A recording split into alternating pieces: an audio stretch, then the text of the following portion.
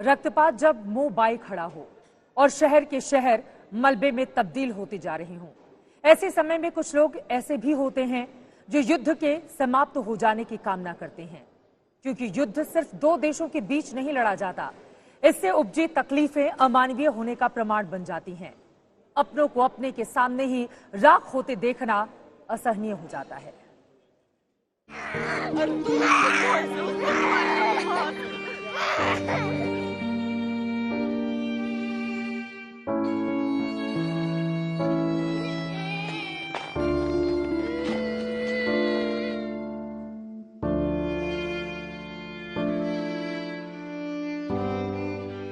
युद्ध सिर्फ दो देशों के बीच नहीं होता, न दो सेनाओं के बीच। युद्ध होता है अपने बच्चे के लिए तड़पती माओं के साथ।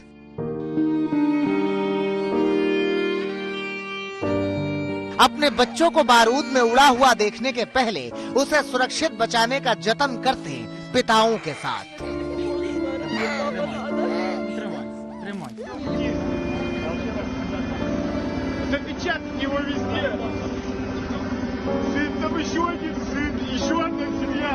जो युद्ध करते हैं उनका मरना तय है, जो युद्ध नहीं करते उनका भी मरना तय है। युद्ध के बाद कहां बचती हैं उम्मीदें? उम्मीदों का मरना भी तो तय ही माना जाता है,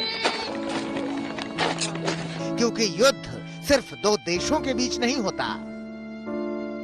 किसी हंसते खेलते देश को दरख्त समझकर काट देने वाले नहीं सोचते कभी भी कि उसमें कुछ डाल होती हैं, कुछ पत्तियां होती हैं, कुछ फूल होते हैं इन बच्चों जैसे।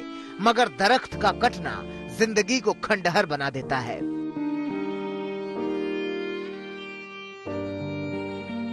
पंद्रह दिन पहले तक हाथ में हाथ डालकर यूक्रेन की बर्फबारी में मुस्कुराती प्रेम कहानियां बंकरों में दबी पड़ी हैं, इस खौफ से कि कहीं कोई धमाका उनके शरीर के चीथड़े न उड़ा दे। Not many belongings are really kept here. For example, some toilet paper, even emergency kind of light bulb, also some scotch tape, also sleeping bags.